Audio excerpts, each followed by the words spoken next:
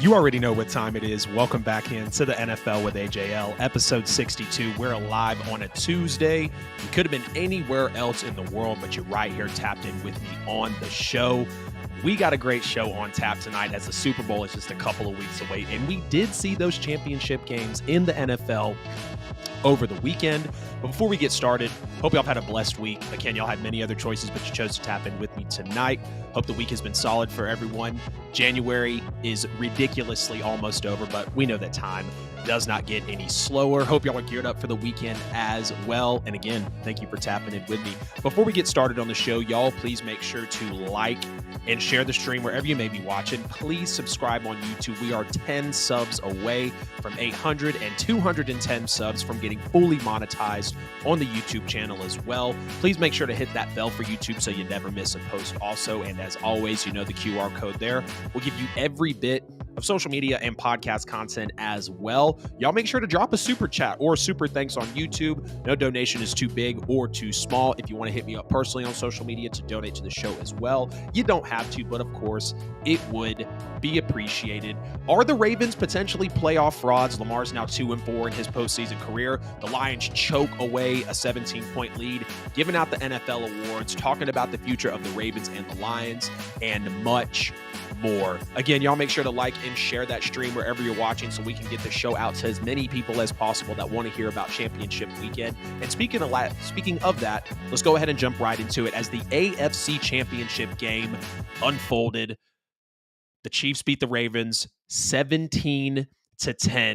And this was a disappointing game for the Baltimore Ravens, as we all know. I expected Lamar Jackson to be much better in this one. We saw Patrick Mahomes was very magical. We understood what he had to do. We also understood what Lamar Jackson had to do as well. And when you look at this from an eagle eye or a bird's eye view, the Ravens did not have a solid game plan like the Kansas City Chiefs did. And again, Lamar was, pretty disappointing in this one, and he was bullied a good bit in this game, sacked 4 times, pressured all game, pressured on about 35% of his dropbacks. But one of the biggest things I look at from this game is Todd Monken's play calling.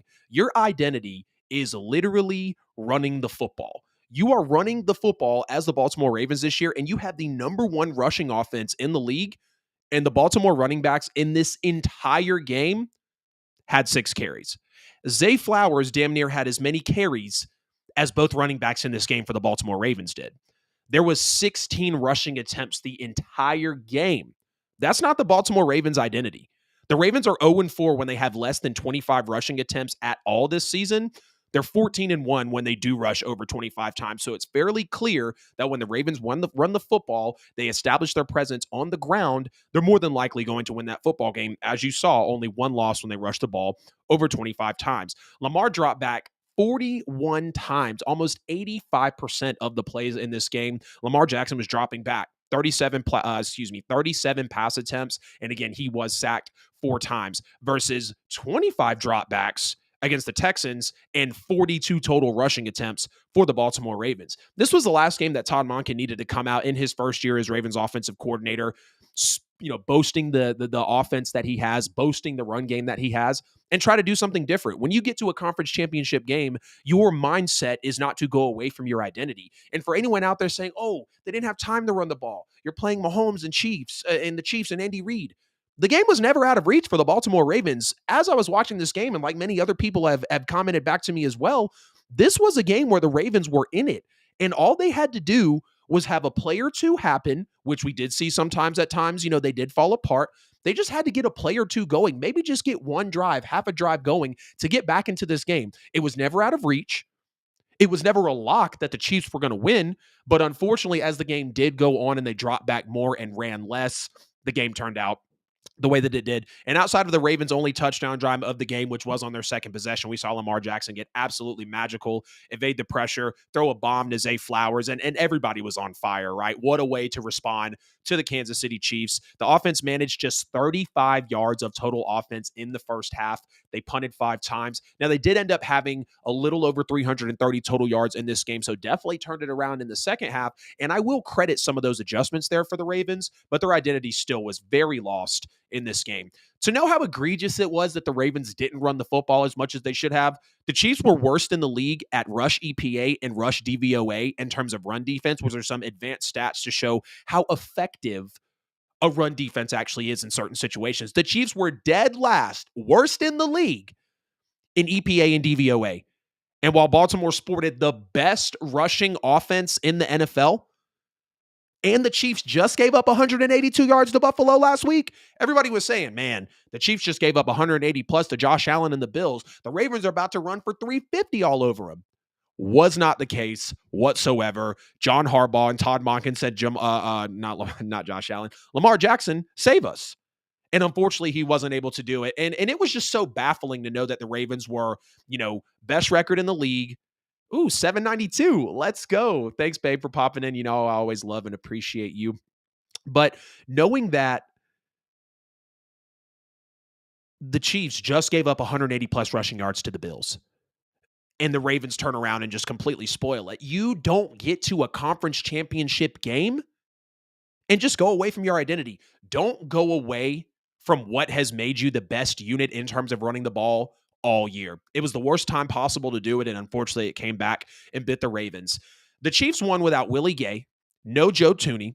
They beat the number one defense. They outplayed the so-called MVP, which we're going to talk about later in the show, and they did it on the road in the one seed's house. Giving all that, that's what the Ravens were up against. They sported that number one defense. They do have possibly the best player in football. I think it's personally Patrick Mahomes, and he should be the MVP. But again, we'll talk about that later.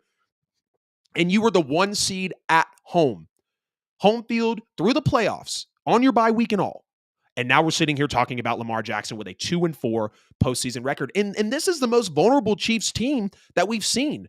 The Chiefs beat Lamar Jackson. They beat Josh Allen on the road. They're back in the Super Bowl for 4 of the last 5 years. The Chiefs wide receivers led the NFL in drop passes. This was the worst wide receiving core and maybe some of the most bare or worst offense, you can say, from the Kansas City Chiefs in recent memory. Very vulnerable team, and the Ravens were not able to capitalize. And people always say, people think the NFL is very, Lord, what's that word? Lord, I'm losing it. Either way, people think the NFL goes in steps to where, I'm in the AFC divisional, now I'm in the AFC championship. It's not guaranteed that you're going to get back there. It's not guaranteed that the Ravens are going to be there next year, and you have to capitalize on the chances when you get them, because we know the Ravens have not been to a Super Bowl in over 10 years. And this was their best shot, maybe outside of the first MVP year with Lamar when they got embarrassed by the Titans off the bye. And this was an embarrassing game for the Ravens, knowing that they played the way that they did. They couldn't stop Travis Kelce. 11 targets, 11 catches, 116 yards, and a touchdown, making catch after catch. We saw the way Kelce was making immaculate catches in this game, and especially for the touchdown to start it off. The Ravens were just very undisciplined, though. I mean, they had too many men on the field at one point. There were offsides on back-to-back calls during the end of the game, 8 penalties for 95 yards. You got some people roughing Patrick Mahomes a couple of times. I mean, literally clotheslining him coming off the defensive line. And I'm not mad at that player for that, because he was clearly going to try to get the ball as he saw Mahomes' arm coming forward. He just unfortunately slapped him in the front of the face mask. Zay Flowers with the taunting penalty. Come on, man. I understand you're a young kid, rookie year. 5 catches, over 100 yards in your first ever AFC championship game with the Super Bowl on the line. One of the biggest plays of the game for the Ravens, wiped away 15 yards, all because you want to stand over someone, taunt them, and throw the ball on them. I get it. You're competitive. Zay, you were one of my favorite receivers coming into the league, but that play cost you. And it just showed, right? Like, this team still has some playoff experience to get underneath them. Not necessarily John Harbaugh. And yes, Lamar has played in 6 playoff games, but this team is still kind of growing together for these big moments. We talked about it earlier in the year. We couldn't trust the Ravens with a lead. Now, they didn't have a lead in this game. And maybe now it's a thing of looking at they need more discipline. 8 penalties for 95 yards, a couple roughing the passer calls. That's not going to cut it in an AFC championship game against a top 6, top 5 quarterback of all time in Patrick Mahomes and a top 3 coach, arguably, of all time in Andy Reid. I told y'all before the game started, too, this was going to be a defensive squabble. Turnovers would decide this game. There's a reason the final score was 17-10. Lamar threw a horrible pass into triple coverage. Some people want to say he was interfered with that. I kind of disagree. I didn't see the best angle to actually determine if it was pass interference. But either way, Lamar threw it into triple coverage. Whether he was interfered with or not, it was a bad throw. You shouldn't throw throw the ball into a pool of 3 defenders. It's going to have to be a dot, and clearly it wasn't. That's my Lamar Jackson got intercepted in the end zone. The fumble on the strip sack from Lamar, another turnover on his case, and I'm not going to get irritated at him for that because some of the best get stripped like that, but you do have to have that pocket awareness to be able to shoot out of there, and it was a great play by the Chiefs. But probably the biggest play of the game, a season-saving, game-saving, touchdown-saving play by L'Jarius Sneed.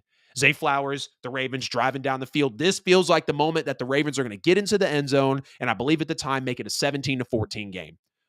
Zay Flowers diving for the end zone. Some people want to knock him for diving at the end zone. I say the kid's playing his heart out. He's a rookie. He's trying to score. L'Jarius Sneed with a defensive player of the year style play, punching it out of Zay Flowers' grip. Chiefs recover it in the end zone for a touchback, and that was very tough to watch. So basically, both of your turnovers, the interception and then the interception and the fumble did both happen in the red zone or in the end zone, basically, and then we see Lamar get strip sacked as well. But it's going to be hard to beat Patrick Mahomes and the Chiefs when your defense is on the field for 37 minutes. The Chiefs held the ball offensively for 37 minutes in this game.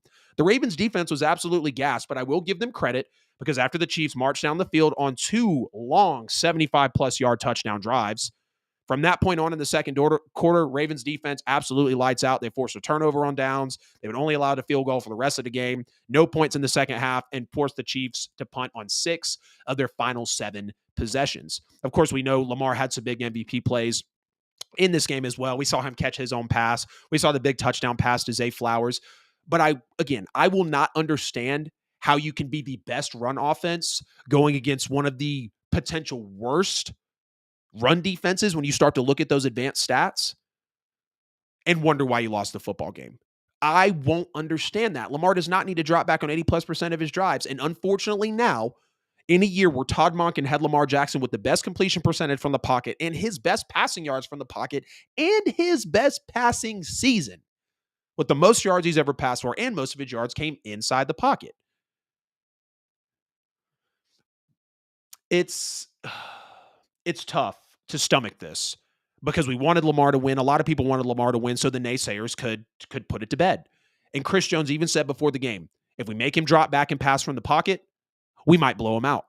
Now, they didn't blow him out, but the Chiefs were 100% in control of this game. Again, the Ravens were never out of it. The Chiefs can be in control, and the Ravens can still be inching their way back into the game, but the Ravens never fully got back into it, and that's why the game played out the way that it did. People are going to continue to say that Lamar Jackson can't perform in the pocket. People are going to continue to say that he's maybe a running back that can throw the football. While I don't agree with that, people are going to look at games like this, look at play calls and play schemes like this from Todd Monken and John Harbaugh, and wonder why things played out the way that they did. It was 17-7 at the half. The Ravens didn't score until a field goal in the fourth quarter, but give credit to the Chiefs defense too. This was literally a battle of the first and second best defense in the NFL. The Chiefs defense comes in, they slam the door shut in the second half. They force back-to-back punts to begin the third quarter, and then they force turnovers on the next 2 possessions for the Baltimore Ravens. So the Chiefs are now in their 4th Super Bowl in the last 5 years and 4 Super Bowls in the 6 years as Patrick Mahomes as their starter. And they could very well win their 3rd Super Bowl, and the dynasty, as if it wasn't possibly already established, the dynasty will now be fully intact.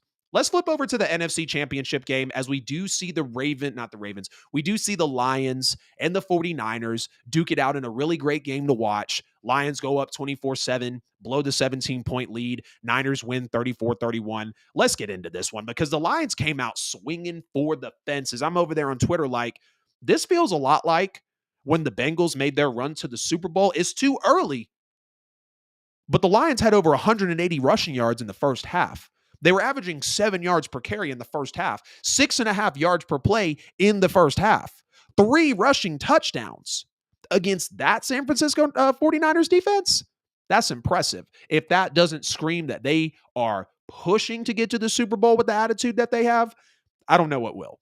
The Lions were very impressive to start this game off. I mean, they just came out showing that they wanted to win this game. The run game was absolutely crazy, as I just said. David Montgomery and Jahmyr Gibbs just punching San Francisco's defensive line up the middle. every second they could. They went right down the field and they scored with Jameson Williams. And I was happy to see Jameson Williams get a couple touches in this game. I know we could have done more on the receiving end, but I thought the game plan out of the gates was very solid for Jameson Williams, and he was one of my favorite players coming into the draft a couple years back as well. And you even, saw starting off Brock Purdy. I'm not going to say that he was bad in the first half, but he wasn't, great. He wasn't very good, but I think he did enough despite them being down how they were at halftime. Brock Purdy did enough to keep them in that game. Brock Purdy ended up finishing the game 20 of 31, 267, 1 touchdown, 1 interception. We saw him scramble 51 yards on 4 carries. That doesn't include the kneel down, which lost him yardage at the end of the game when they were in victory formation. But the Niners just had the halftime adjustments. Again, a 17-point third quarter lead erased. 17-point deficit erased in 8 minutes of game time, and they let up 1 touchdown the rest of the way, which happened in the fourth quarter when the Lions went for it on fourth down for the third time in the game. Their comeback in 8 minutes of 17 points was the third shortest span from erasing that big of a deficit in a playoff game, and the fastest by a team that went on to win. What does that tell us? Whether it was the Lions giving it away, which I think it was more of that than the Niners winning it, people said that Purdy and Shanahan can't play from behind. This Niners team was not built to come from behind and win because Brock Purdy is good. He can be very good, but is he special? Is he elite? Is he a Mahomes? Is he a potential Lamar Jackson when he's, really with his highlight plays? Is he a Josh Allen? No. But is he a textbook quarterback that's going to do his job day in and day out? Yes. And that's why some people thought that the Niners weren't able to come from behind and win. And they want to use that 3-game skid of when Trent Williams and Debo were hurt. Oh, look, Brock Purdy can't do it without everybody. You show me a quarterback that can lose their left tackle and also turn around and lose their number 1 receiver and play and possibly try to make something happen, because it's very hard. And I'll be here to tell you, it's not going to be damn near impossible. That's going to be tough for a lot of quarterbacks not named maybe Patrick Mahomes or Tom Brady and maybe Peyton Manning, some of the greats that are out there. The Niners' first 5 drives of the game, 7 points. Next 3 drives, 17 points. A 27-7 run to win the NFC Championship game. And Brock Purdy breaking out the mobility, some gutsy scrambles here. He did take 2 bag sacks in the fourth quarter with some great protection. I didn't really care for that, but he had another scramble late in the fourth quarter to convert third down. Did anybody expect Brock Purdy to have over 50 rushing yards in this game? Because I know I sure as hell didn't. When I saw Brock Purdy being gutsy like that, busting through the line, 1 read, 2 read, and go, I was like, wow, this kid is possibly adding another element to his game that we haven't seen before. And I think after a game like this, Brock Purdy stepping up big when he needs to in the Packers game, Brock Purdy stepping up big in the NFC Championship game, getting that redemption from last year, and now being in the Super Bowl, he's showing that he can be trusted. Now, yes, you might have to have all the right pieces around him, which, again, show me a quarterback that doesn't have their production fall off when their star players aren't around them. But Brock Purdy, to me, right now, is trustable. I'm not going to give you my Super Bowl pick yet. We got about a week and a half before that. I'm going to do a breakdown, top players, and all that. But just know that Brock Purdy showed that if he's down by 17, he can do what it takes, turnovers or not, because we see some teams get breaks with turnovers and they still don't make it happen, or have red zone drives and they still don't make it happen. Not Brock Purdy, though. Not Brock Purdy in his second full year as a starter. First full year as a starter, technically, excuse me. Full year as a starter. NFC Championship game win, 17-point deficit overcame with his team, and they are in the Super Bowl. And to know that a lot of people thought this game was over. I mean, you got C.J. Gardner-Johnson waving bye to the Niners fans. I think that comes back on him, and we know the squabble him and Deebo Samuel had, over on social media, calling Deebo a running back, this, that, and the third. But now, when they were previously winless, from trailing by 5 or more points in the fourth quarter, they were 0-35 under Kyle Shanahan when they trailed, Kyle Shanahan, 0-35 when trailing by 5 points or more in the fourth quarter. Now they have won the last 2 games in that similar situation. But let's get to the elephant in the room about this game. let's get into Dan Campbell's aggression with the fourth down tries, and everyone's going on and on about it. That's my coach. That's how we got there. I'm standing on business. I'm not going to take anything back. Okay, that's fine. But are you in the Super Bowl? No. Did you coach better than the Niners and Shanahan? No. Did you hold your 17-point lead? No. And I understand Jahmyr Gibbs did fumble, just to go back before we get into Dan Campbell's things here. I understand Jahmyr Gibbs did fumble. He's a rookie. It's his first his first NFC championship game, his third playoff game. Great rookie season, but things happen. Veteran comes in, pops the ball out. We know Jahmyr Gibbs is a star player, and he's probably going to be a top 5 running back next year if he's not already because of his speed and versatility. But let's get into Dan Campbell's fourth down tries. The Lions were 1 for 3 on fourth down in this game. And the first fourth down that I recall, it's the fourth down at the end of the half. Let's kind of go, why am I not able to come up with that word? Chronologically. There we go. Let's go chronologically here. I don't think that was the word I was trying to use earlier, but either way. End of the first half. You're up 21-7. You kick the field goal about 3 yards away from the end zone to go up 24-7. If your philosophy is the whole year that I'm aggressive, I go for it more than on the fourth down than anyone else in the league, this is how we got here, then put your damn foot on the San Francisco 49ers neck at the end of the first half in their house and make them sweat it out in the halftime break. I'm not saying the 17 points wasn't good enough. But if you're going to turn around and have your fans turn around and say that this is why we're here, this is our identity, send it the whole way. Go for it at the end. I respect the fact that the Lions took the points, and I think that it's the smart thing, but I wish they would have taken the points on the next 2 fourth down tries that they didn't convert on. Josh Reynolds drops a fourth down pass that hit him in the numbers, and then Jared Goff misses a throw to Amon-Ra St. Brown on the second fourth down try. I'll give Dan Campbell the grace of Josh Reynolds dropping the ball because that was a perfectly drawn up play. I mean, Goff could not have hit him any better. Literally bounced off the numbers. Goff did his job. Campbell, Ben Johnson, they did their job, and Josh Reynolds just came up short. But no matter what happened and how those plays played out, it is a fact that the Niners scored on the following drives after both failed fourth down attempts, and it felt like all the momentum was with the San Francisco 49ers. Why not kick the field goal in that fourth down attempt to tie the game at 27? You're in the NFC Championship game. You've never made the Super Bowl. You've had an amazing season, multiple playoff wins. You had momentum until it swung to the 49ers, turnover on downs, touchdown, Jahmyr Gibbs fumble, touchdown again. And that really felt like all the momentum was back in the 49ers' favor. And that's why I'll stand on the fact that they should have went for that touchdown to really put the foot on their neck, to really take the momentum out of Levi's Stadium and really put it in the favor of the Detroit Lions. They already had the momentum on their side, but that would have been something to really drive the point home even more. If your whole claim is this is my coach, this is how we got here, exercise your aggression at the end of that first half and go up by 21 points. Do that. But you also have to realize that, yes, I talked about the identity with the Ravens, so I'll apply the same logic here. You don't do things differently if that's the identity and core of your team. But in the same breath, you have to play smart situational football. I'm not going to sit here and still call the Lions a Cinderella team because they played great.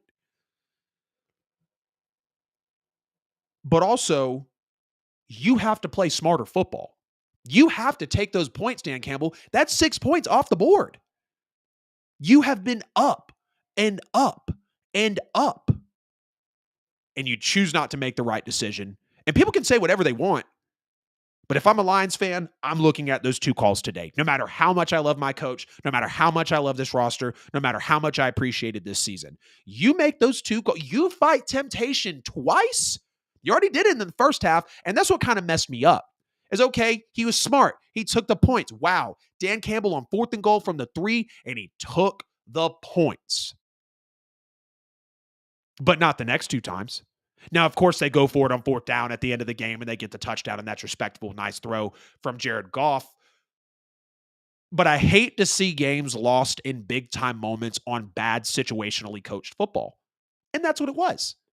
Now, we know Dan Campbell, he's in his, still in some of his first seasons as a head coach. Got no problem with that. This is going to be a growing moment. This is going to be something that they think about and probably they talk about in the offseason. They're still going to bite kneecaps. They're still going to smile at you when you punch them in the face and they get back up, like everything Dan said in the presser when he first got hired. But I think there's going to be a little bit of differences here. I think the situational football they're going to find themselves in the next year and the following year, especially when you're in the postseason, you're in the NFC Championship game. It'd be different if you were a 9-8 team, you snuck into the wild card because 3 other teams lost in week 18. No. You were a really good football team this year, and people expected you to be. So why piss it away on calls like that when you could have had the easy 6 points? Of course, it's not a guarantee that the kicker makes it, but it just feels like an unforgivable decision from Dan Campbell for Lions fans that have been waiting for this moment for 32 years. Now, again, I will say the Lions choked this one away more than the Niners won it.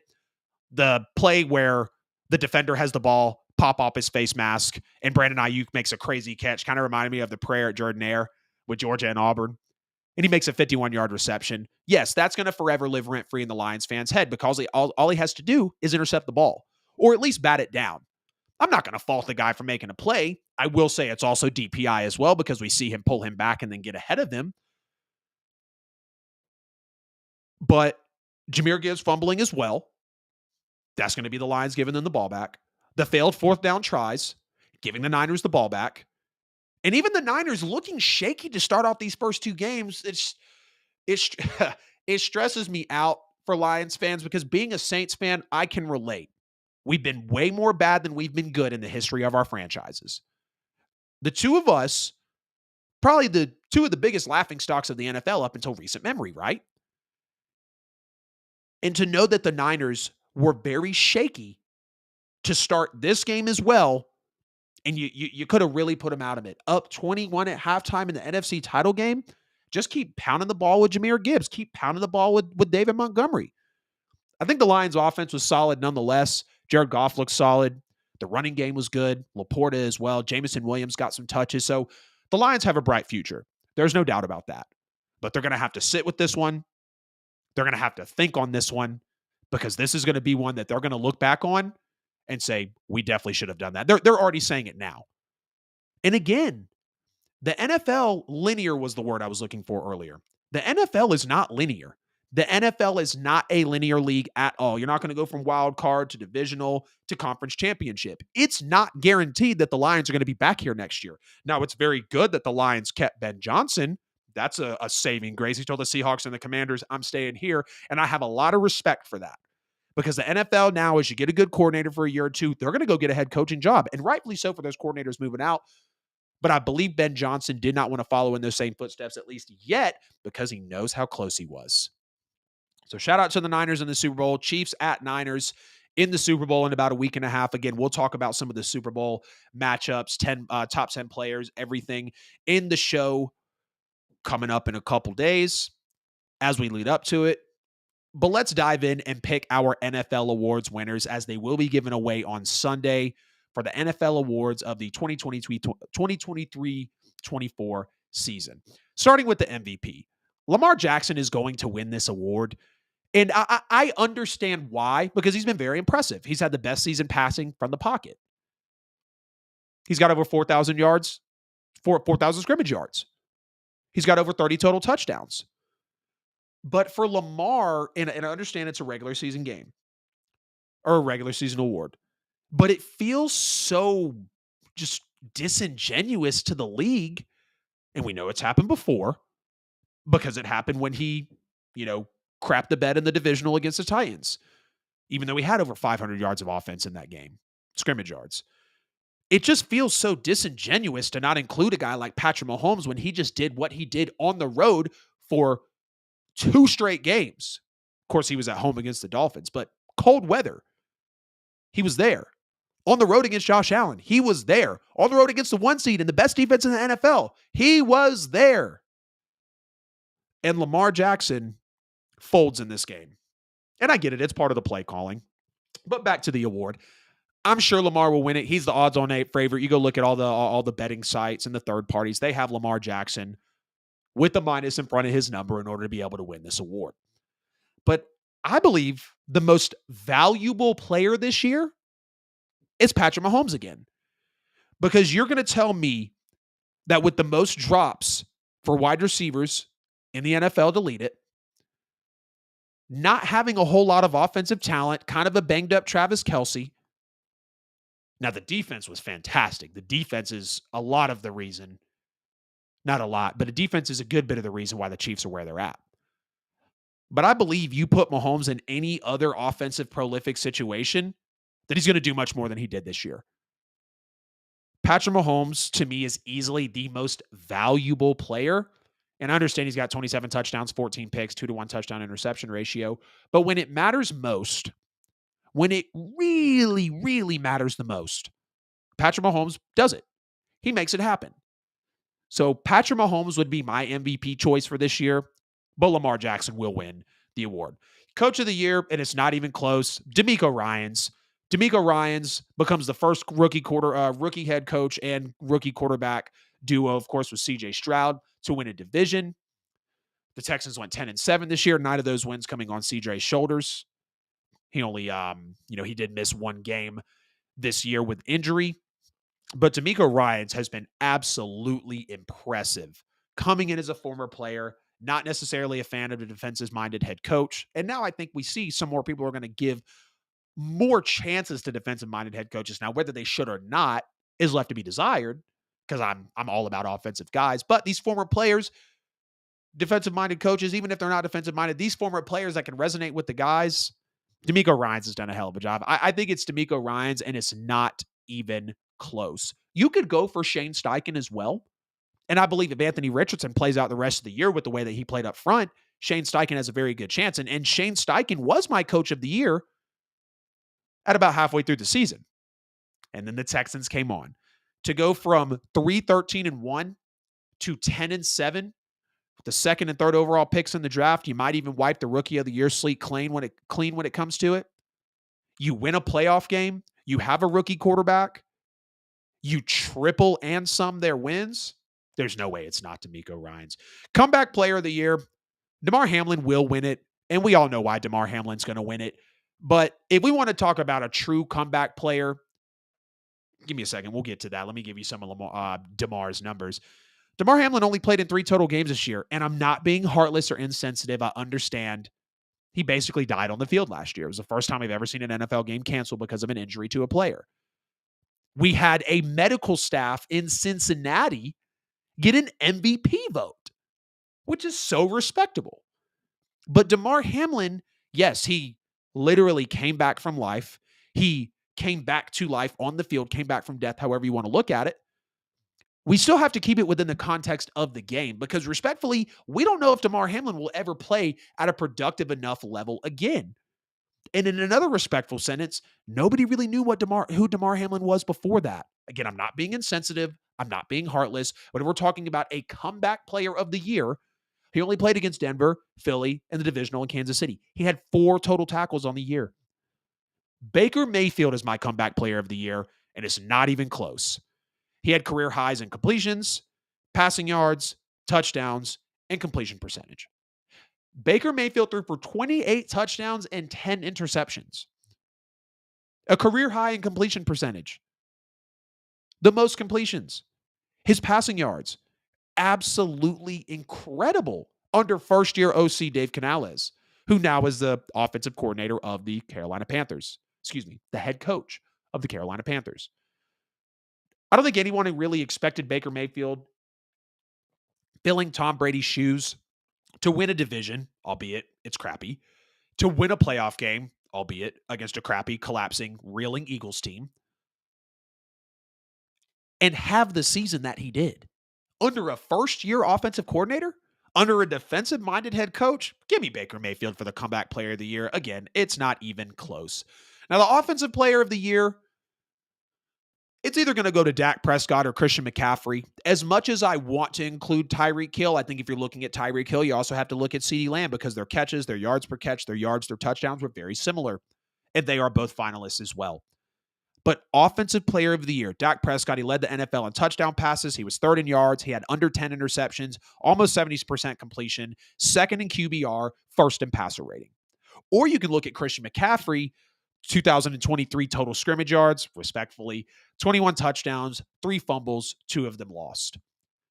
It's more than likely that Dak Prescott's going to win this award. And to be honest, I don't see why he wouldn't.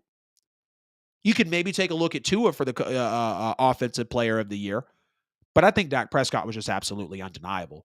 Absolutely undeniable. I want Christian McCaffrey to win this award, but I personally think that Dak Prescott will because Christian McCaffrey being so lethal on the ground and through the air, led the NFL in rushing this year, was toward the tops of the league in rushing touchdowns, 21 total scrimmage touchdowns from Christian McCaffrey. I want CMC to win, but I believe that Dak Prescott will. Defensive player of the year. This is a tough one because we got Micah Parsons as a finalist. We've got Myles Garrett, TJ Watt as a finalist, and Max Crosby as a finalist as well. And then we have Deron Bland. I'm going to cross Deron Bland off the top. I understand he has an NFL record for 5 pick sixes in a year. He's more of a ball hawk than a lockdown press corner. And I think we can all agree with that, especially when you start to look at his advanced stats. But Micah Parsons, 103 pressures, 14 sacks. Aiden Hutchinson, second-year player, 101 pressures, 11 and a half sacks. Nick Bosa, 95 pressures, 10 and a half sacks. Crosby, Allen, Mack, Garrett, all of them had fantastic numbers. But I think when it really comes down to it, the most unstoppable player on defense this year was TJ Watt. And I'm going to give TJ Watt the defensive player of the year nod on my end. Now, I will turn around in the same sentence again and agree that Micah Parsons had 103 total pressures and only 5 less sacks than TJ Watt, while having almost 20 more pressures, 14 more pressures, if I'm not mistaken. Micah Parsons could very well win this award because he's come second in the voting twice in the past couple years, especially as a rookie. That was pretty crazy to be in that conversation. But it's going to be TJ Watt for me. Led the league in sacks with 19, 86 pressures. TJ Watt is just unstoppable. And a big reason why people were afraid of the Steelers going to play the Bills in the playoffs was because TJ Watt didn't play. Because people know how much of a force TJ Watt actually is. We know Nick Bosa took it home last year. I think it's going to come down to Micah Parsons and TJ Watt. Micah could get the nod because of his versatility and the way he's able to cover as well, come off the edge, really be that Swiss Army knife, that captain of the defense. I believe TJ Watt has more brute force, more trench skill, more edge play than Micah Parsons does. I want TJ to win. I believe TJ will win, but don't be surprised if Micah Parsons pulls this up the rear and really makes it a competition. Offensive Rookie of the Year, and again, I'm saying it, it's not even close. We know it's C.J. Stroud. Just the third player in league history to lead the league in passing yards per game at 274 and touchdown to interception ratio at 4.6. 23 touchdowns, 5 interceptions, 10 team wins. 9 is his, 9 wins for him personally. Well, no, 10 because he won the playoff game. A playoff win, a division win, 10 wins with a rookie head coach, leading the league in passing yards per game. Do you want to know the other 2 people that led the league in passing yards per game and touchdown to interception ratio in the same season? It would just so happen to be Tom Brady in 2007, the year that the Patriots were undefeated until they lost to the Giants in the Super Bowl, and Niners legend Joe Montana in 1989. Both of them went on to be named first team All-Pro. They won the MVP and Offensive Player of the Year. Now, unfortunately, CJ's not going to qualify for all those in the same year. He does make the Pro Bowl, which is fantastic. He's one of 11 rookie quarterbacks to win a playoff game. That includes Brock Purdy, Russell Wilson, Big Ben, Joe Flacco, Mark Sanchez, and the first rookie quarterback along with a rookie head coach to win a division. The future is very bright in Houston. Second overall pick out of Ohio State. A lot of people saying C.J. Stroud didn't do great on some of his, preliminary tests that the NFL and the scouts and the teams like to hand out. But I think it's without question C.J. Stroud was a top 10 and hell, maybe even a top 8 quarterback as a rookie this year. Winning a playoff game, there's nothing more we need to say for this young legend in the making. And I think Defensive Rookie of the Year is also going to go to a Houston Texan favorite as well in Will Anderson. The second and third picks in the draft will win offensive and defensive, respectively, Rookies of the Year. Will Anderson finished the rookie year with 45 tackles, including 10 TFLs, 67 pressures, 7 sacks, 1 pass defended, and 1 blocked field goal in just 13 starts. Will Anderson, 7 sacks this season, set a new rookie franchise record for most sacks in a year. His 67 pressures led all rookies in the NFL this year, and he was 4th in sacks for rookies as well. We know there's a Kobe Turner. We know there's a Jalen Carter. Jalen Carter is favored to win this award anyways. But I think when it really comes down to it, Will Anderson is going to be the young man to win the Defensive Rookie of the Year. And again, the future's so bright in Houston between Derek Stingley, Will Anderson Jr., Tank Dell, John Mechie, CJ Stroud, Laramie Tunsil's still there, D'Amico Ryans. If I'm a Texans fan, I'm happy as hell to come out of the woodworks, come out of the dungeon, if you will, and actually play well. Excuse me. The water had me leaning a little bit. No, not really. I promise it's water, guys. I just ADHD brain lost my thought. But yes, Defensive Rookie of the Year, Will Anderson. Offensive Rookie of the Year, CJ Stroud. Defensive Player of the Year, TJ Watt. Offensive Player of the Year, I believe Dak will win it, but I would like CMC to win it. Coach of the Year, not even close to Miko Ryans. Comeback Player of the Year, DeMar will probably win, but I would like Baker Mayfield. And the MVP, Lamar Jackson will win it. But I believe Patrick Mahomes is the MVP, considering everything that the Chiefs had going on offensively. His side of the ball, what he could control the most. Doesn't mean that the defense didn't set him up for greatness with the second best defense in the NFL. But against the first best defense in the NFL, he punched his ticket, to the Super Bowl. This has been episode 62 of the NFL with AJL. I appreciate everybody jumping into the show tonight, staying tuned in with me. You could have been anywhere else. Of course, please make sure to like and share the stream wherever you may be watching. Subscribe on YouTube as well. Drop a super chat or a super thanks. If you'd like to donate directly to the show, you can get at me on social media. If you have my personal information, you can hit me up as well if you want to, but you don't have to. Support the NFL with AJL. Y'all know I put my blood, sweat, tears, and long hours into this show to give you guys an awesome one. Y'all make sure to hit the bell on YouTube as well so you never miss a post. The QR code here at the NFL with AJL, hashtag the NFL with AJL, to find all of our social media and podcast content. And as always, we're sponsored by Buy and Sell with AJL for all your worldwide professional real estate needs, whether you're looking to buy a home, sell a home, or invest in real estate. Buy and Sell with AJL is the team that you need to consult with. Get at them on social media. You see the handle down below. Buyers, sellers, investing in real estate. You can drop your email or get at them on social media to get on their newsletter and get included on some of the AI that they're implementing into the business to really benefit their buyers and sellers. Prioritizing people over transactions with a buy result. I kind of said it backwards, of turning clients into family. Turning clients into family by prioritizing people over transactions. For all your worldwide professional real estate needs, make sure to contact Buy and Sell with AJL. Now, how do the Ravens get back to the AFC Championship? What is going to be the recipe for success for the Baltimore Ravens to get back to the one game before the coveted Super Bowl that they have not been to since 2012? First and foremost, like I mentioned when I got into the AFC Championship game off the top at the start of the show, running the ball, pressuring the quarterback, sticking to their identity. They led the NFL in sacks this year with 65. They ran the ball better than anyone in the NFL this year. Number one rushing offense in the league. Lamar Jackson is an ultimate weapon. The fact that they didn't have the most healthy running back room and still managed to have the best rushing offense in the league is very impressive. You have to stay true to your identity. You have to stay true to what has established you as that elite powerhouse in the NFL. There's a reason they had the best record in the league at 14-3. There's a reason that they were the number one seed. There's a reason that they had the first round bye. And there's also the reason why they lost the playoff game, because they did not stick to their identity. They did not stay true to who they actually were. And every single time, especially when you turn the ball over, which the Ravens did not do a lot this year, that's going to be your downfall. They need to keep their coordinators as well. We know that Todd Monken won back-to-back national championships at Georgia, and the Ravens had a godsend blessing come over to them when Todd Monken chose to be the Baltimore Ravens offensive coordinator. He's been great. He's engineered a fantastic offense this year. The defense was the number one in the NFL as well. They were arguably the most balanced, well-rounded team when you looked at both sides of the football. Mike Macdonald has been getting head coaching interviews. We're not really sure about Todd Monken going on to be a head coach. It's very possible that he could be, but at the end of the day, we don't necessarily know if that's going to happen. Todd Monken and Mike Macdonald staying with the Baltimore Ravens is going to be very essential in them getting back, because we saw, like with the Eagles last year, when you lose your offensive and defensive coordinator, your defense went to the tank after being one of the best. You fell off in sacks after leading the league. Your offense was still okay, and the numbers in terms of yards per game, points per game, and where they ranked in the league is going to give Brian Johnson some slack, but there's a reason they moved on from Brian Johnson. There's a reason they moved on from Sean Desai.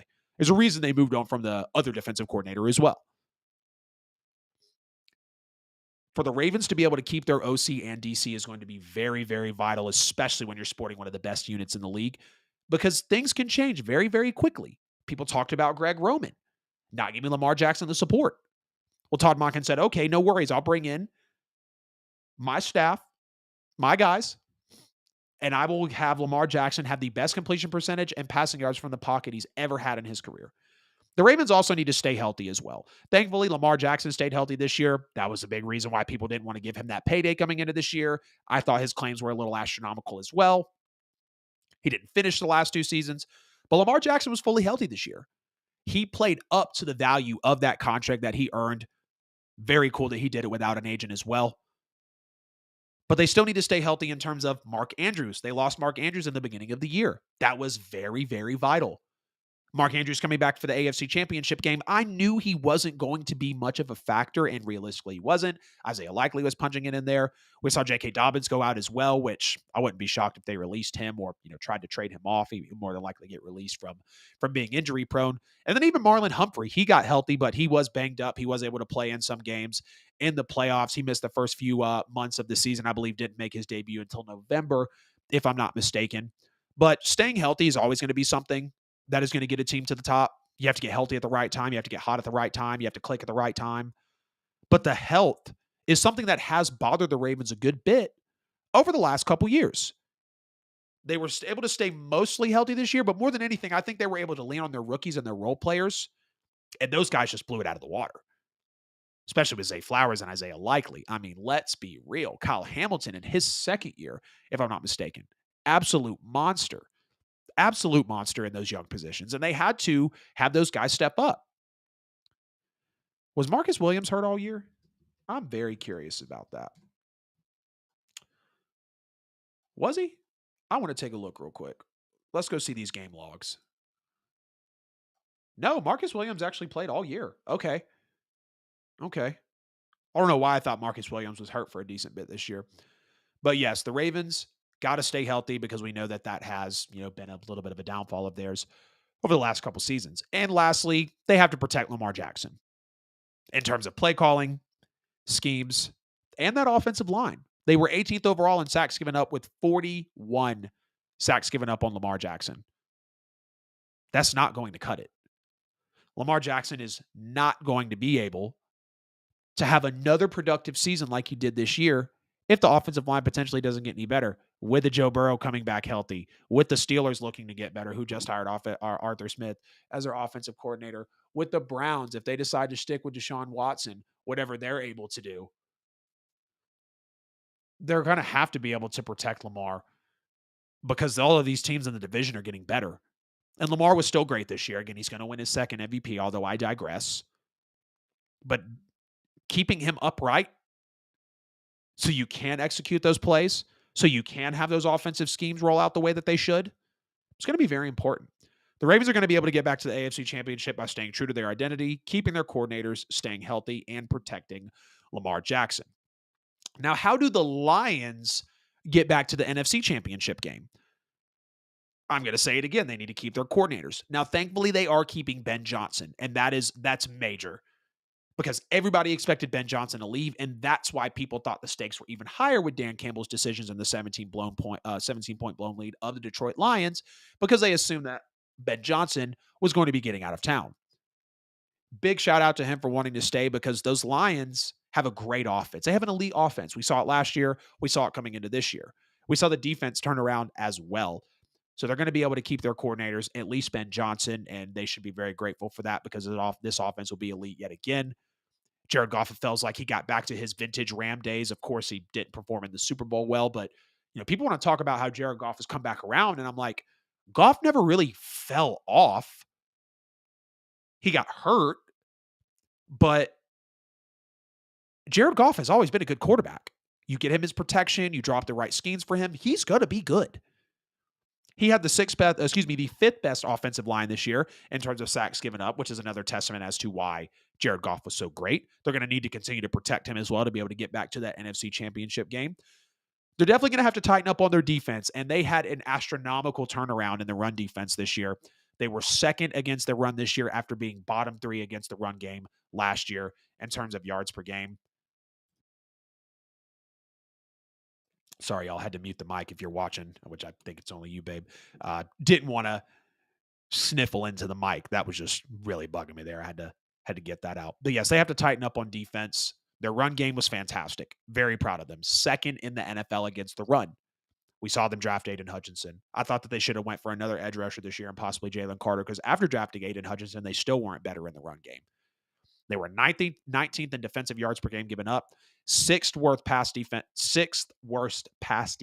in the NFL, pass yards per game.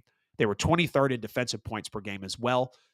And we saw that when they really needed to have that defense buckle down, when they had that 17-point lead, it wasn't able to. 27 unanswered points given up to the San Francisco 49ers. Why is that? Because the defense doesn't have a solid unit that they can lean on week in and week out. And even if so, it didn't pull up in the playoffs. It didn't happen in the playoffs. They didn't perform in the playoffs. And that's where it matters. That is where it matters. You can have the greatest regular season ever, but how long and how often do we not anoint players or give them their flowers because of what they did or didn't do in the playoffs? It's no different here for the Detroit Lions, but they need to tighten up on their defense if they want to get back to that NFC Championship game. And I think the most obvious one that people are thinking about is next year, be a little better situationally. Be a little better on fourth down. Be decisive with your fourth down aggression. I respect the fact that the Lions are a smash mouth aggressive team that week in and week out, nobody goes for it more on fourth down than them. I love the fact that Dan Campbell is a player's coach. He's an emotional guy. He really rallies his dudes around. But sometimes, and most of the times, as we can agree in life, and especially in sports, emotional decisions aren't always the best decisions. I'm fine if the Lions go for it just about the same amount of time on fourth down next year, as long as it calls for it. Because in that NFC Championship game, again, the Lions are going to go back and look at that. If Dan Campbell wants to stand on business about it, that's fine. But you damn sure better believe there's going to be chirping about it in the locker room as to why they should have taken those points. And I know that there already is. People are going to want that part of the game to adjust, not change, but adjust. Because I understand, again, that's your coach. That's why you got there. We wouldn't be here without it. But I will go out on a limb and say that just because you go for it and convert on fourth down more than anyone in the league doesn't make you a great team. It means you know how to take risks and it pays off. Is it a calculated risk? Yes, possibly. But did that pay off for you in the biggest game in 32 years of your franchise? Did that pay off for you in the NFC Championship game when you had the chance to go to the Super Bowl against a team that was in the NFC title game last year? You could have handed them their third straight NFC title game loss? No. You got to be more decisive. You have to be more realistic. You have to be. Just because you're aggressive on fourth down isn't the reason that you got to the NFC title game. Did it establish a mantra about you in that it's kind of hard to defend Detroit on third down because you almost know they're going for it on fourth? Yes. Does that give them an extra down on the field? Yes. But there was plenty of times that Detroit did not convert on fourth down. And I meant to even say this about the NFC Championship game early. Do you not remember, Dan Campbell, when the ineligible receiver play happened? And you made an unforgivable decision to go for it from the 2 for 2 on the 7-yard line. Going for 2 on the 2-yard line, that's cool. That's great. I don't mind that. But you're now on the 7-yard line Why not kick the extra point? Didn't you just learn from this? Didn't this give you a loss? Whether the call was, the call was what it was, right? Oh, did he report? Didn't he? Well, Dan Campbell came out. Oh, we were trying to trick these guys. Okay. Well, you clearly tricked the refs too. I'm off my soapbox about that. I really feel for Lions fans in that point. But the Lions can get back to the NFC title game by, thankfully, they're keeping Ben Johnson, so keeping their coordinators, protecting Jared Goff, tightening up on that defense, and really being decisive with their fourth down aggression. The Falcons get Zach Robinson, which is the Rams passing game coordinator and the quarterbacks coach of the Rams formerly, as their new offensive coordinator. And I think they got a pretty solid candidate at OC. A very, very solid candidate. We saw what the Rams offense was able to be in the past couple of years with him stepping up. We saw how he was appointed to the position he was at and pass game coordinator and quarterback coach in the year 2021 when they traded Jared Goff away from Matthew Stafford. He's a former quarterback. He followed Raheem Morris from the Rams over to the Falcons. He was with Coach Raw for all three of his previous seasons. Began the 2019 season as assistant quarterback coach. Then he got promoted to pass game coordinator, and he's held that position since 2022. Of course, the Rams had 4 different quarterbacks that they started in 2022, and they were somehow able to get Baker Mayfield up to speed within 2 days of the Rams acquiring him, and then they go on to get a game-winning drive against the Raiders in Week 14. That's a testament to coaching. Before Matthew Stafford went out with an injury in 2022, he had the highest completion percentage of his career with 68%. And this guy also comes from a Sean McVay coaching tree. That's very impressive. Sean McVay is one of the best head coaches in the league. He's one of the best young minds in the league. We know how we talk about and we anoint Sean McVay, especially since he's won his Super Bowl. When Matthew Stafford was fully healthy in 2023, of course, he dealt with 4 different quarterbacks, but he elevated that passing game by 1,000 yards with his healthy quarterback coming back in. 3,108 passing yards in 2022 to 4,063 passing yards in 2023. Of course, we know Cooper Kupp had his immaculate season in his first year.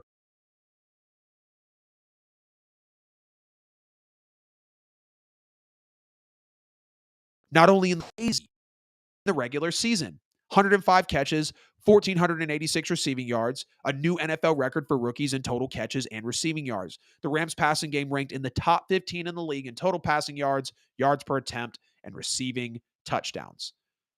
And to know that he had a hand in that Matthew Stafford trade. This guy has worked with quarterbacks, and he was one of the hottest candidates on the market. Cooper Kupp also, under that tutelage of Zach Robinson, became the first player since Steve Smith to lead the league in receptions, touchdowns, and receiving yards. Of course, we know that is the Triple Crown. Also under Zach Robinson, of course, we're talking about an immaculate Super Bowl season. Matthew Stafford became the first player in NFL history to pass for at least 6,000 yards and 50 touchdowns in the regular season and postseason combined. He also won them a Super Bowl in that year. And it's just impressive, right? To know that the Falcons have had some concerns at quarterback ever since Matt Ryan got out of town in 2021, and that's what I said. Y'all better be careful what the hell you wish for in the NFL. Because I've been saying for a couple years, Falcons fans should be grateful. They should be ecstatic, elated that Matt Ryan wanted to continue to play for this team when he had been mishandled week in and week out. And now we understand also that with this offensive coordinator position coming in, he's got a Kyle Pitts, Drake London, Bijan Robinson, Tyler Algier. Now, it will be Zach Robinson's first job as an offensive play caller, which maybe could show some cause for concern. But I believe I like the Zach Robinson hire a little better than the Raheem Morris hire. The Raheem Morris hire, again, I can understand it was a little more comfortable. Bill Belichick probably wanted to have a power struggle. Arthur Blank not willing necessarily to give that up. Raheem Morris was a former coach there. The players can rally around him. And then you go out and you get one of the best offensive coordinator candidates on the market. The Falcons have to answer the quarterback question in 2024. They absolutely have to. And Arthur Blank already said that the Falcons will, quote, be top contenders in the quarterback market this offseason. Arthur Blank believes that Zach Robinson is someone the team can grow with. They can, grow around him. Whatever they decide to do, He believes that Zach Robinson is going to be able to be that guy to really, move the needle for them. And I hope so, because again, I was already scratching my head with this. Arthur Smith, who is now the offensive coordinator of the Pittsburgh Steelers, we'll talk about that on a later show.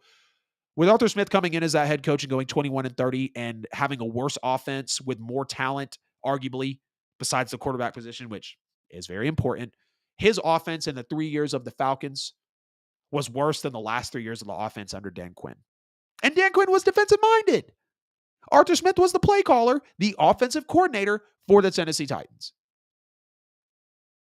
Don't know if he was just riding sidecar to Mike Vrabel. I'm not absolutely sure. But now he gets to step in, be this offensive coordinator. He's offensive-minded, thankfully, coming in as offensive coordinator. This will be his first job calling plays. But now you have to ask the question of, who do the Falcons target at quarterback now? They have the 8th overall pick. They have all their draft picks. They have the ability to trade up. I'm sorry, but if I'm the Falcons this year, they seem pretty confident in their Raheem Morris and their Zach Robinson hire. You've got one of the best running back duos in the NFL. You've got Drake London and Kyle Pitts. You've got a great defense that unfortunately did just lose Ryan Nielsen. How much longer? Again, I know it's only, Matt Ryan. This is the 3rd year I think they just have without Matt Ryan. I believe so. To know that Matt Ryan was a great quarterback in Atlanta. Yes, I said great because he was. And to know that it hasn't been anything at the quarterback position after that, it's been very tough. Very, very tough. The Falcons have to nail a quarterback this year. They have to go out, now that they have an offensive mind, now that they have an offensive coordinator who is, very highly touted in Zach Robinson. They have that defense. They have the talent. Let's just say that Raheem Morris hits. Y'all really think Desmond Ridder or Taylor Heineke is going to be the ones to make it happen? Because I don't. And I'll tell you right now, if the Falcons get the right quarterback, they're going to be a scary-ass team next year. And I say that with all this Saints gear around me. Y'all know how much of a Saints fan I am. The Falcons have a brighter future than the New Orleans Saints. And that feels like I'm chewing on a cactus as I tell you guys that, because y'all know how much I love the Saints. I don't hate the Falcons, but of course I want us to do better than them. But the Falcons have to go nail a quarterback this year. I don't care if you trade up to 1 for Caleb Williams, if you trade up to 3 for Michael Penix, for Jaden Daniels, if you possibly want to, get a little confident, maybe trade back for war picks, go get Bo Nix. You pick Bo Nix at 8. You go get Justin Fields. I'm not necessarily a fan of the Justin Fields, pick. I am a fan of Fields himself, and I think he's been horribly mishandled. But I don't know if after 3 years of a sample size with a questionable head coaching hire, in my opinion, great offensive talent, if Justin Fields would be the best. Maybe a Kirk Cousins. I think that'd be very solid. That'd be a very Matt Ryan 2.0 type of plug in there. Maybe you try to entertain a Russell Wilson. I still believe that they want to lean on the side of youth. So Kirk Cousins and Russell Wilson might kind of be scooted out of that conversation. But how many more years after Matt Ryan's era will the Falcons acquire offensive talent, take offensive players with their 3 last first-round picks, and possibly not make a move to get a quarterback? Do you want Drake London to go seek another team? Do you want Kyle Pitts to get traded to the Cowboys? Do you want Bijan Robinson to be a Falcon and get an extension after, a couple years? You're going to need good quarterback play. And again, the Falcons, it does feel like a little bit of a comfortable move for Zach Robinson coming in because he was under Raheem Morris. Raheem Morris coached there recently. Now Raheem Morris is 17-31 as a head coach, kind of giving me some Dennis Allen vibes. But despite all that, you're in a position to have a top 5 to 10 offense in the NFL if you go get the right quarterback. Like I said, trade up to 1 for Caleb Williams if you have to. I think Caleb Williams would enjoy the hell out of Atlanta. He doesn't want to be in Chicago. Jaden Daniels, Heisman winner, absolutely crazy. Feels like a Kyler Murray. Michael Penix, big gunslinger, pro-style offense, could really get your guys going. Bo Nix, people want to call him Bo Picks. I really don't understand the disrespect for Bo Nix at this point, because I think he's a fantastic quarterback. I don't care about he had to leave the SEC to go to Oregon. Okay. You know how many people transfer out and get better? Auburn was also kind of going down a crapshoot that he didn't want to see, and some fans of the fan base, even close family of mine, they agreed that it wasn't a good place for Bo Nix to stay. They do that. But the Falcons cannot pussyfoot around any longer. And excuse me if that's a word that you guys don't like, but it's very true. They cannot continue to dilly-dally, piddle, fool around, and not get their quarterback of the future. At the worst, you got to go get Kirk Cousins or Justin Fields. At the ceiling, call me crazy if you want. Why can't the Falcons trade up to 1? Why? They're only 7 picks away. You call them, you give them 2 first-rounders. You give them Tyler Algier. You give them the 8th overall pick. And hell, maybe even throw in a defensive player. You think Chicago's not entertaining that phone call? To draft Caleb Williams. But I want to hear from y'all in the comments and in the chat. Let me know what you're thinking of the show so far. What should the Falcons do at the quarterback position?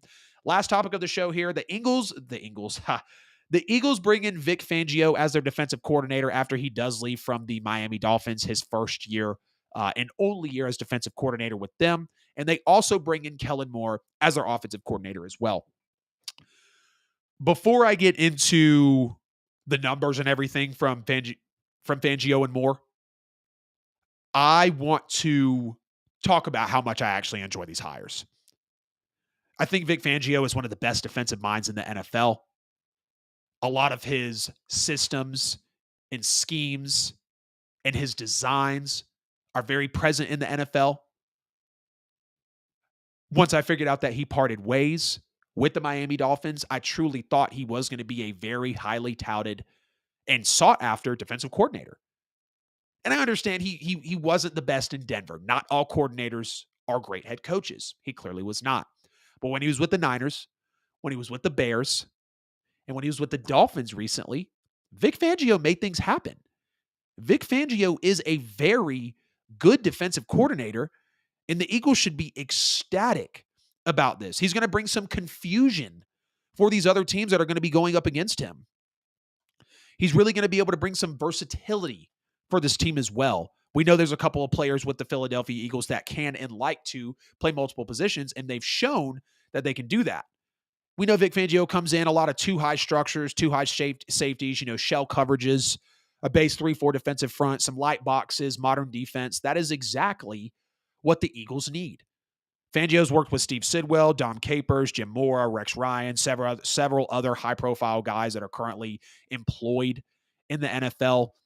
Too high shells look before the snap. That really gives him that flexibility and that structure in the secondary to be able to possibly slip in a different coverage, maybe mix up an assignment to confuse the offense, maybe dial in a pressure if he wants to. But having those 2 safeties high for him is a trademark of his. And he doesn't necessarily blitz a whole lot. He's not a very vast blitzer. He'll usually give 4 rushers up on the line and then have his 7 back on passing downs in order to be able to really defend and even provide some of that versatility in case he maybe does want to bring a blitz, possibly have a safe pressure, as some people like to call it, maybe employ some fire zones or some man coverage as well to press up against some of these teams. And Vic Fangio, we remember in San Francisco, he coached Patrick Bowman, Patrick Willis, Navarro Bowman, Roquan Smith. He's had a hand in developing these guys, coaching these guys, seeing how they actually played in their years in the NFL. And now he's got a pretty solid linebacking core, I'd say, over in Philadelphia. But I mean, Vic Fangio, even for the Dolphins this year, they finished 10th. The Dolphins finished 10th in yards allowed, 22nd in points given up. They were 3rd in sacks at 56, and they were tied for 8th in forced turnovers with 27. The Eagles' defense was 3rd worst in points per game this year, 2nd worst in passing yards per game defensively, 7th worst in defensive yards per game, but they were good against the run. They were 6th worst in turnover differential at -9. They were 25th in forced turnovers, and they were 20th in sacks, down from 1st last year when I believe they had 80 sacks, the NFL record last year, most sacks in a season by a team. So I think Vic Fangio is a fantastic hire defensively. I really, really do. You go back and look at those Bears defenses. You go back and look at those Niners defenses. You go and look what he did in 1 year with Philly, and to make it all better, or 1 year with Miami, and to make it all better, he wanted to be in Philadelphia closer to his family. So the Eagles said, okay, no worries. We will bring you in. So I think Vic Fangio is a great hire. And you even look, the Dolphins last year, they went from 24th in points, 18th in yards to 22nd in points and 10 in yards. So some improvement in the points per game, definitely a good tick up in the yards per game as well. And I think either way, even if it's just an incremental improvement, you can't get much worse than third worst in points per game, second worst in patch yards per game, seventh worst in defensive yards per game. And again, they were good against the run. They've got those guys like Jalen Carter. We know there's Fletcher Cox, Brandon Graham on that line. Hassan Reddick as well. And there's no question about that, but they were still 20th in sacks, down from first last year. And this shows you that when you lose a Jonathan Gannon, who they might want to clown, or you lose a Shane Steichen, who had Anthony Richardson looking like an absolute prodigy after he was such a raw project coming in, a Trey Lance 2.0.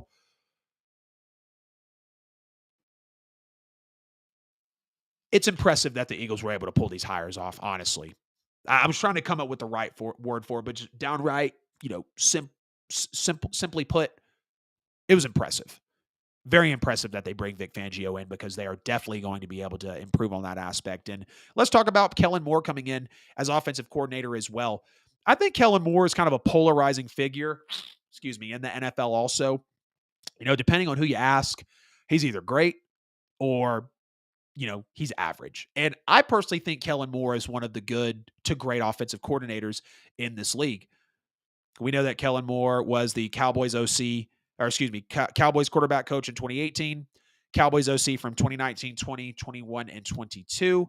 The Chargers brought in Kellen Moore for 1 year. They parted ways with him, and now he is going to be the offensive coordinator for the Philadelphia Eagles as well. Has it actually been official that they brought in Kellen Moore? Because I think it's just, reports that he's coming in. Eagles hire Kellen. Why Cowboys X is here and what it means. Okay, no, so they brought it in. See, they see Eagles 2 hire. No, they brought him in, though. Eagles expected to hire Kellen Moore as their new offensive coordinator. See, even the Philadelphia Inquirer. Sure, why not? I don't feel like it's a sure why not situation. Kellen Moore is a very young mind, 35 years old. We know that he was a former player in the league, might not have been a, formidable good player in the league. But you go look at those Cowboys offenses from 2019 to 2022. The year before, in 2018, they were 22nd in points and 22nd in yards. The year after, in 2019, of course, because that was under Jason Garrett, he comes in, gets them to the first overall offense in yards and the 6th best offense in points. Of course, Mike McCarthy comes in. Kellen Moore is still there, so it falls back to 17th in points, 14th in yards. Then in 2021, Mike McCarthy's second year, first in points, first in yards. Kellen Moore again in his final year with the Cowboys coordinator, 4th in points, 11th in yards. And then after Kellen Moore's tenure in 2023, after Kellen Moore goes to the Chargers, the Cowboys actually get better and go to 1st in points and 5th in yards. So Kellen Moore engineered, on average, a top 10 to maybe even 8 offense, points per game and yards per game when he was with the Cowboys. Had them finish first in yards twice under his offensive coordinating tenure, and 1st in points once, 4th in points, 6th in points. Very impressive. And to know that the Eagles were not very good when it mattered offensively. You even go look at the Chargers. The Chargers in 2022, before Kellen Moore got there, they were 15th in points, 9th in yards. Now you're dealing with Brandon Staley, and of course they fired Brandon Staley, so there's going to give Kellen Moore a little bit of a difficult time. And also the fact that Justin Herbert wasn't healthy and didn't finish the year. He had to deal with Easton Stick, so they did go from 13th to 21st from last year to this year in terms of points, and from 9th to 18th from last year to this year in terms of yards. But when you go look at the Philadelphia Eagles, who last year were 3rd in points and 3rd in yards with Shane Steichen, and then they come around this year to go to 7th in points and 8th in yards. And again, the stats support Brian Johnson in a way. But then when you look at, I can't remember what game it was, he had like a 1st and 20 quarterback power, a halfback draw. You thrown a screen pass to Kenneth Gainwell. Like, what's happening? What's going on? But yes, the offense did get slightly worse under what's it called? The offense did get, slightly worse under Brian Johnson, but we saw that Brian Johnson was not going to be the guy, first year offensive coordinator, and he had to get out of there. We saw this year, after them being 8th in points and 2nd in yards last year with Jonathan Gannon, they fell to 30th in points and 26th in yards with Sean Desai. And excuse me for not being able to remember a couple of other coordinators' names. I didn't pull their names into here. But y'all don't roast me in the comments. Y'all swear I don't know anything when I don't y'all swear I don't know anything when I don't know people's names. But I got a whole ass show about the NFL. That's none of my business. I mean, it really is my business, but y'all know what I mean. So I think these are good hires. I really do. I think Kellen Moore and Vic Fangio, a couple of guys that have showed that they're proven some veterans in this league, especially Vic Fangio, we could expect that Eagles defense to get back to being one of the top units next year. I really, really think we could. Vic Fangio did it for Miami. I think he's going to do a great job with it in Philadelphia as well. And I think anything right now feels like it's going to be an upgrade for Brian Johnson. I believe Kellen Moore will be able to come in with a, Devontae Smith, an A.J. Brown, a DeAndre Swift, a Jalen Hurts. Now, unfortunately, they are losing Jason Kelsey. I forget about that until this point. They do lose Jason Kelsey, but I still think these are great hires for them. I do. I think they are great hires to be able to turn them around from a point where they felt lost after losing both of their coordinators last year. Both of those guys go on to be head coaches. And I don't think that they'll have to worry about a one and done with these guys. That has been episode 62 of the NFL with AJL. I appreciate everybody jumping into the show tonight, showing me some support as we chopped up the AFC and NFC title games, gave out the NFL awards, talked about the Ravens and Lions and much more. Ravens and Lions, much more here on the show. Y'all please make sure to like and share the show wherever you may be watching before we do get out of here. Y'all also please make sure to subscribe on YouTube as well. We are 8 subs away from 800 and a little over 200 subs away from 1,000 to where I can get fully monetized on YouTube. Please make sure to hit the bell so you never miss a post. Drop a super thanks or a super chat if you want to donate directly to the show as well. Also, if you have my personal info or want to hit me up on social media to donate to the show, you don't have to, but as always, I would appreciate it. The QR code there will give you every bit of social media and podcast content at the NFL with AJL, hashtag the NFL with AJL. We'll be back on Friday. Going to have my cousin Alan Spradlett on this show. We're going to do an exclusive college football show. He brought some awesome topics up to the forefront, and I can't wait to have him on here chopping it up with me. As always, I love you guys. I appreciate you guys. This was a fantastic episode 62, and I'll see y'all in the next one.